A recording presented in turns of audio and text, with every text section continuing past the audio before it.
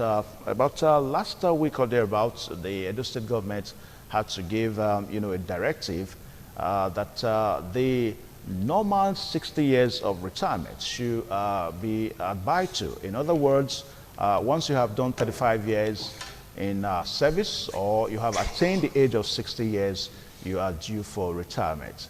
Well, this has, been something that a lot of people have supported, while some others have also not supported it. I was actually reading a piece last night, and I got to know that this recent development is going to likely result, vacancy in various ministries across the states, and to the tune of about 5,000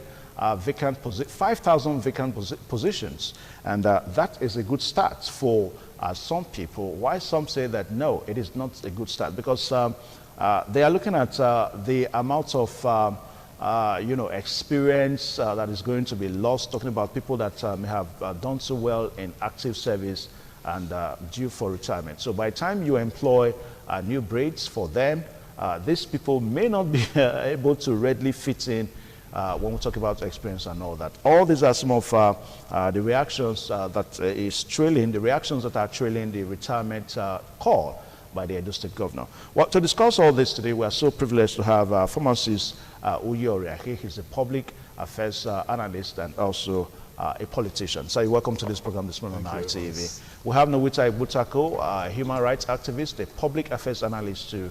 You're welcome to this program this morning on ITV. Yeah. Now, gentlemen, let's look at this reversal of retirement age for civil servants by Edo State governor. To a very large extent is a good move in the right direction. But let's look at it one more time. Do we really have advantages in this move? I'll start with pharmacist. You see, Evans, let us be straight on this issue. What was that rule that came about that we're not talking about a reversal? The rule, the way it was brought about, did it pass through any legislative rigors?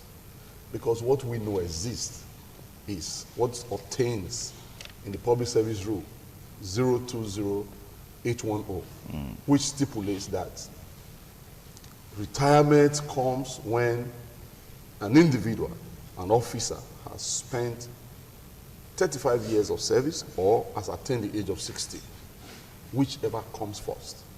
Then he goes on compulsory retirement. Yeah.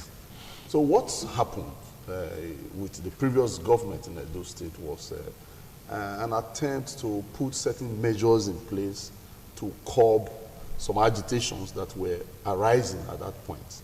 The pensionable staffs, those who were supposed to be paid their pension, the number was mounting.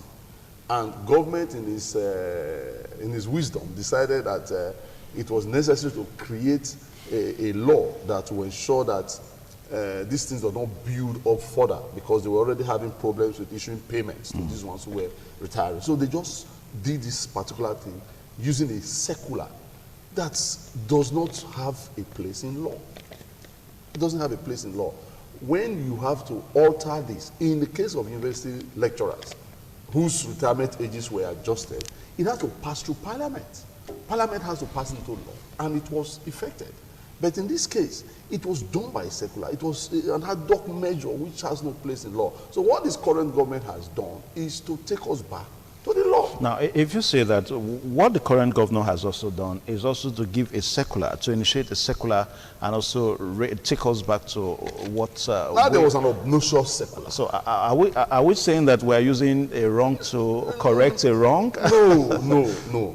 It's like if, for example, you feel that a circular was necessary, the circular was good enough to have effected that change, and we are telling you that that change has no place in law.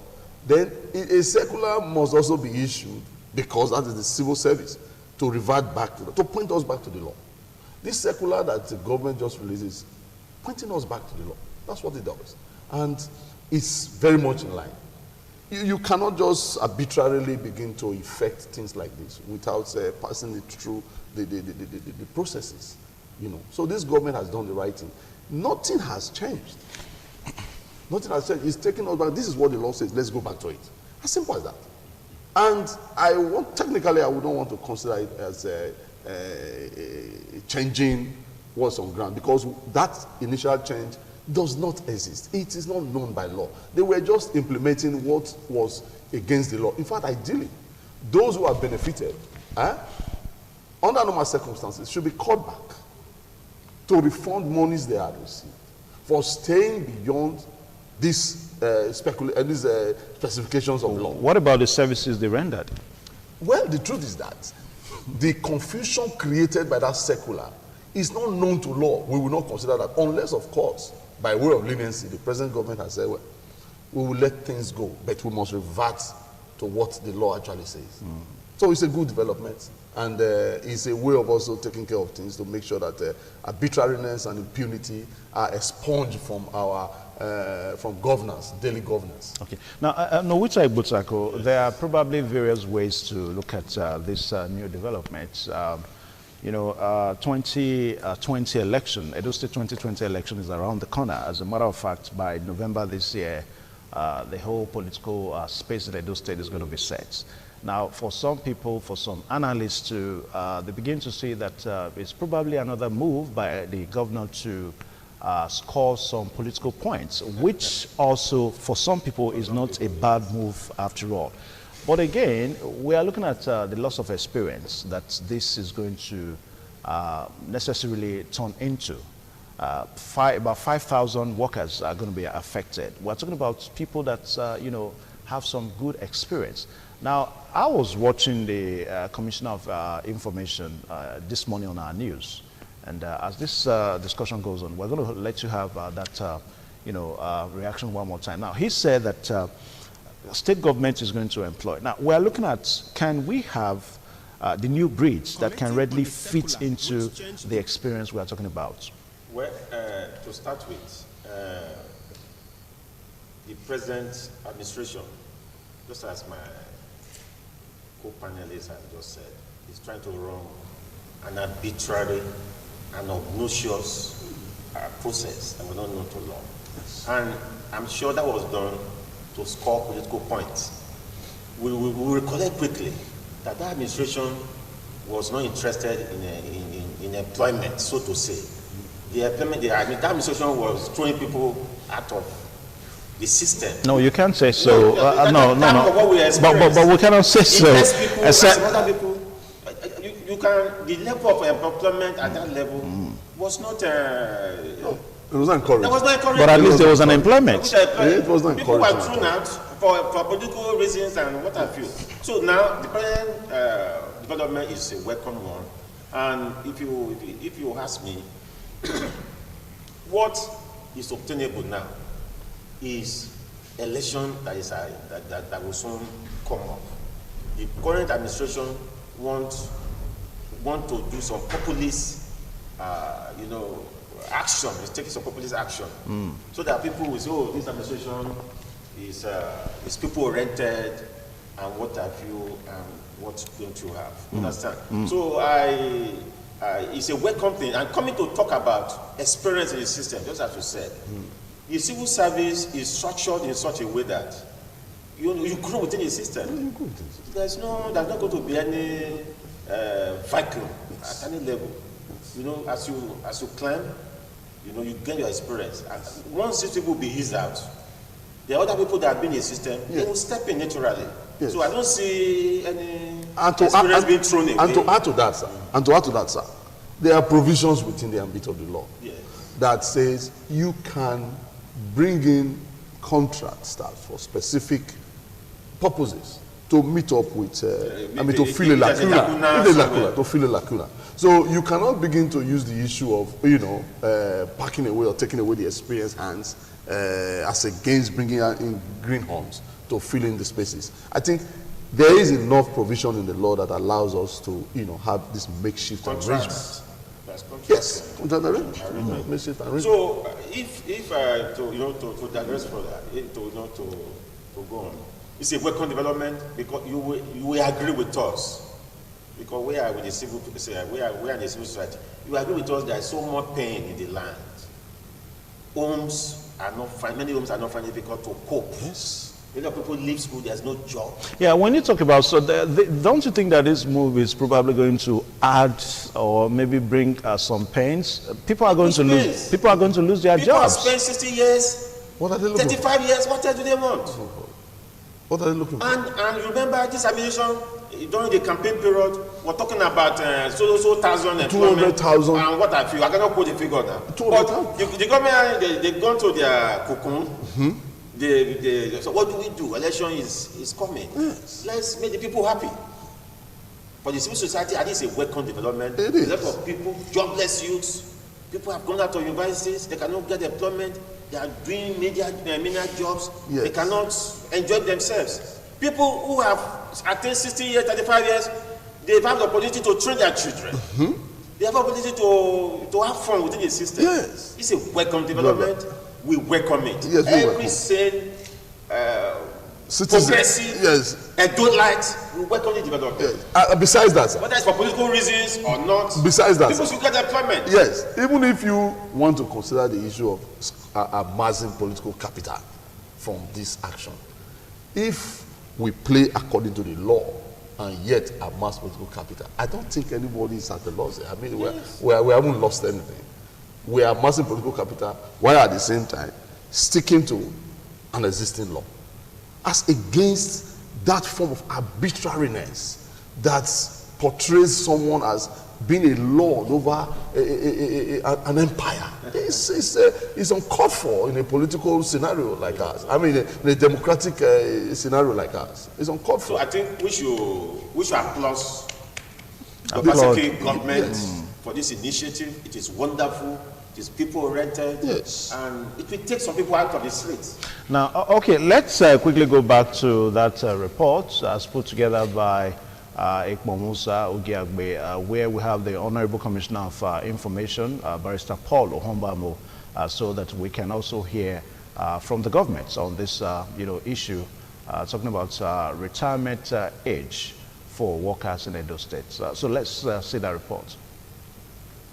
Commenting on the circular which changed the retirement procedure and fixed retirement of civil servants in the state on 35 years of service or attainment of 60 years of age, whichever comes first, Edo State Commissioner for Information and Orientation, Barrister Paul Ohombamu, said it is what is obtainable at the federal and other states' civil service in the country. The commissioner pointed out that all agencies responsible for pension in the state have been directed by the governor to fast-track the process of pension for those that will be affected by the retirement. Beyond the gains in terms of finance that people talk about, the gain will be more of human development.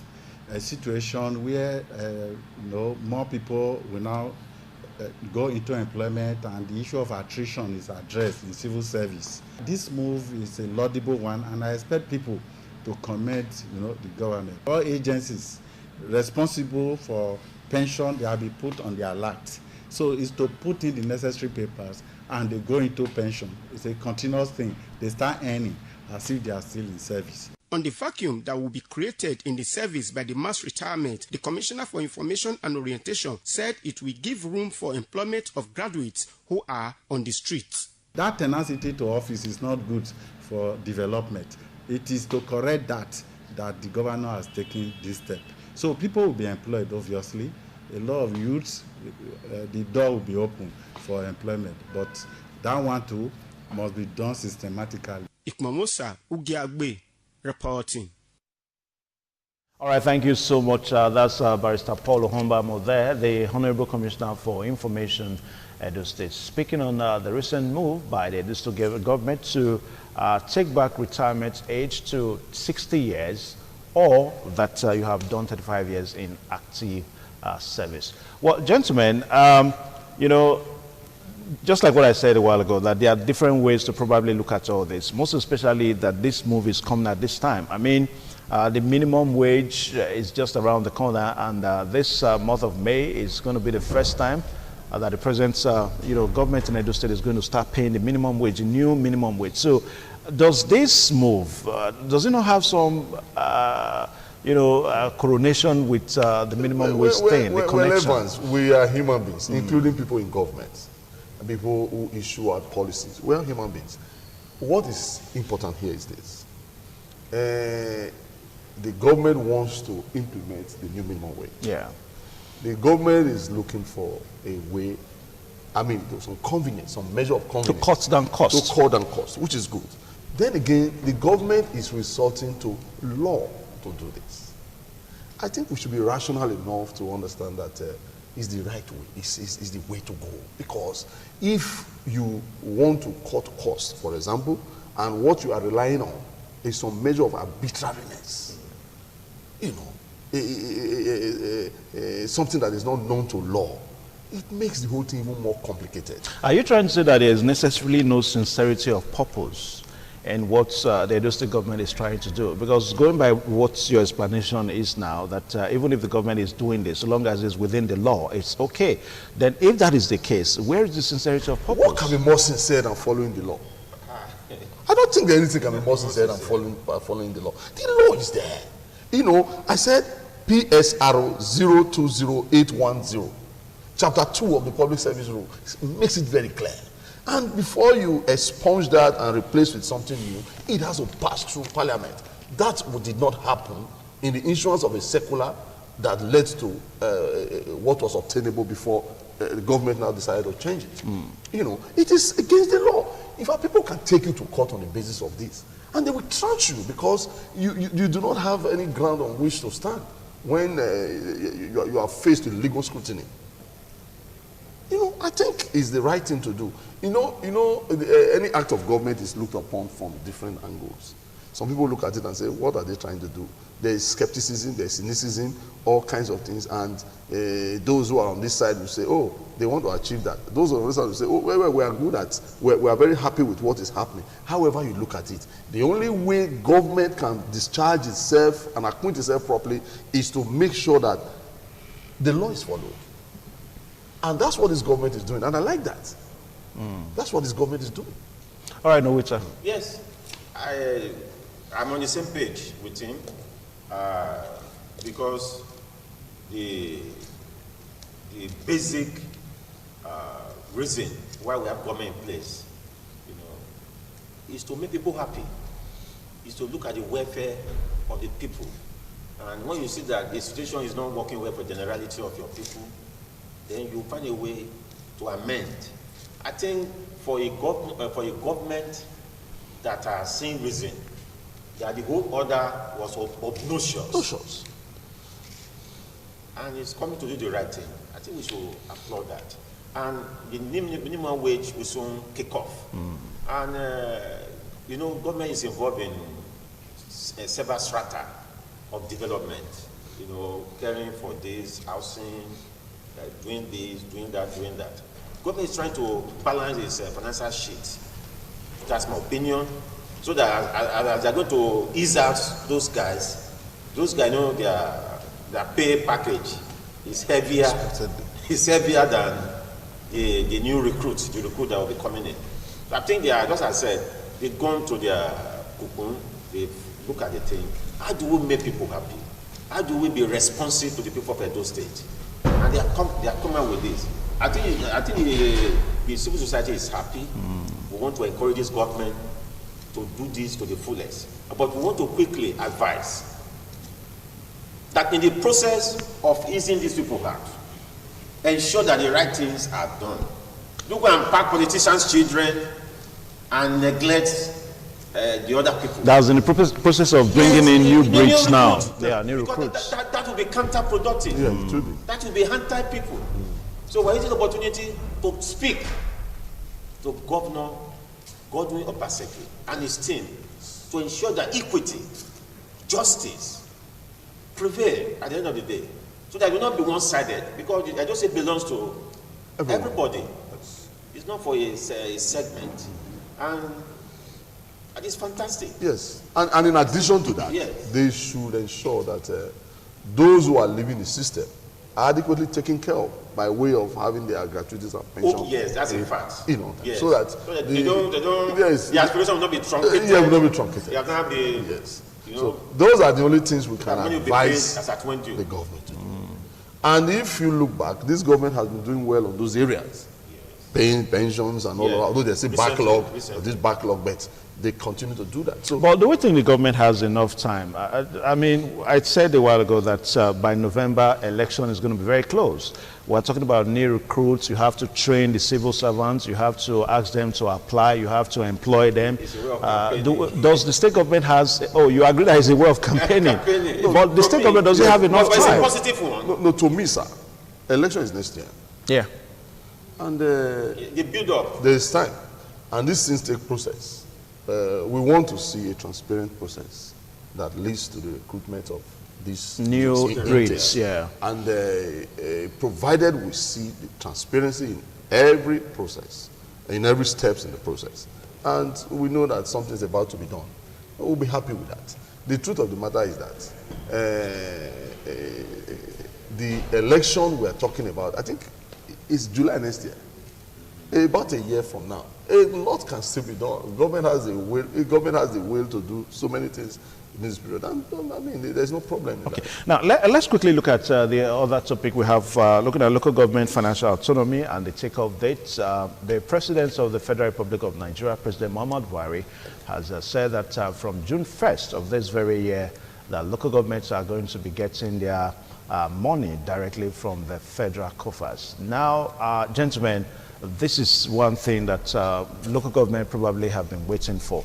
But I don't know, does this statement, this action that is bound to take place, start taking effect from June 1st, does it have any legal backing? Because I remember the 2017 Constitution Amendment Bill was sent to the National Assembly. And of course, this local government autonomy was one of the items that the National Assembly looked at. But that, was it ever passed into law? So is it enough to just give a directive? I think, I'm not sure it was passed Into law? I'm not sure. So for the president to now give such a directive that from June 1st, No. so it means he's probably not going to have any legal backing. No. Let us, what the president has just said borders on financial autonomy. Yeah. Financial autonomy. Of the local government Of the local councils. government. Yeah. Now, you know, autonomy could very well involve so many other things associated with the local government. On this issue, we are talking about financial autonomy. We're talking about federal allocation here. Yes. Federal allocation coming from the federal coffers, going directly to the local No, government it's council. not even going directly. This is the way it's going to be. The joint account system is still on. But what they now did was this. They made the Nigerian Financial Intelligence Unit to produce guidelines that will make it impossible for local government funds to be spent directly from the joint account system unless it has already been repatriated into the local government account. Then from the local government account is where the local government funds will now be spent. Now, the Nigerian Financial Institution Intelligence Unit also gave other guidelines. They said this amount is the highest you can collect from that account at any point in time. All other transactions that exceed this amount will be done by checks or electronic transfers. You understand? Then it is now against the law for you to start spending local government funds directly from the joint account system. That's what the governors were doing. So the government has, at the center, has found a way to bypass a lot of things. They bring the money to the joint account system, but you cannot spend that money as local government funds from that joint account system. You cannot withdraw for you from that joint account system unless you transfer to each of the local government accounts. Then the local government people on their own have a guideline on how to spend their money, which meets international standard. So that's what obtains. And if we put this to the test, they said June 1st. It's not far from here. It's just a couple of weeks from it's not now. far from Yeah. here. Well, I think it's a fantastic development because given what we have had, given the horror that Yes. has taken place within that circle, when I say horror, I'm in a situation whereby some sitting governors will just be doing whatever they like and tying it to politics, distributing people's money to political appointment, to political elections, to all sorts of terrible things, financial recklessness. People turn public money into their private manipulations. I think we should give the president a term. It's a welcome development. It's overdue. Because we cannot go on like this. Okay. I heard somebody talking about, say, the local government is going to be the best unit of government. Of government. Yes. But you see, whereby some city governors became lords and emperors. became dictators of the highest order and just started doing things without regard to law, to sanity. But this is financial sanitation. Yes. From the federal government. Yeah. But gentlemen, in as much as we are welcoming it, I think we need to talk more on, looking at the legality of it, because that seems to be the major concern now. Because for some people, it's not just enough for it to be a statement. I mean, a lot of people are waiting for June 1st. If by June 1st it does not come into implementation, it means that there's no legal backing. How can the president start this by ensuring that there's a legal backing? There's a legal backing. Yeah, what is the legal backing? I will tell you what the legal backing is. Our constitution is not strange to the various tiers of government. The executive, the federal, the states, and the local government. So first and foremost, that is a legal backing. Every month's revenues are being, what do we call it now? Allocations are being given to these various tiers of government. You discover that provision is made for the local government. I know this section 168 of the Constitution, 1999 Constitution, as amended, stipulates that just like what you said, that there's a joint account owned by the state government and the local government. So that means that the local government does not have the authority to have any direct allocation from the they are not having any direct allocation. Yeah, they are not having any direct allocation. So what is happening here is this. The money is sent to the joint account system. It is not sent directly to the local government. Certainly. But Nigerian Financial Intelligence Unit, which is an internationally recognized unit for monitoring funds spent by government, has said, since the money sent from the federal, the name of the local government was attached to that money. Therefore, it must be spent by the local government. But in this case, it hasn't been. No, it hasn't been. It was spent by the local government. Yeah. Now, the NFIU has now been put guidelines in place to make sure that it is spent, by the local government. Yeah. NFIU is known to law. They want to monitor how government will spend, how local government will spend their money. And they have said this is one of the ways we can go about this. Okay. Then, or in the name of transparency. in the name of transparency. So you cannot begin to argue with these things because it is the guideline that is set by the NFIU. You see the way the federal government went about it. They brought the NFIU into it so that it can give it some level. This is the requirement of the NFIU, so that these monies can be well monitored, because we cannot monitor local governments from the joint account system. But if there is a local government account, which there is, it's just that it does not get money directly from the federal government. Accounts, yeah. But you send this money to, which they are supposed to do anyway. Yeah. Then it can be monitored there. So the local government can now say, the money that came to us, they held it in that account. They did not repatriate it to our account to enable transparency. And the NFIU has a legal standing to take up that matter. Okay. All right, gentlemen, as we, what's June 1st is around the corner, just like what we said. If by June 1st we don't realize this, so what do we do?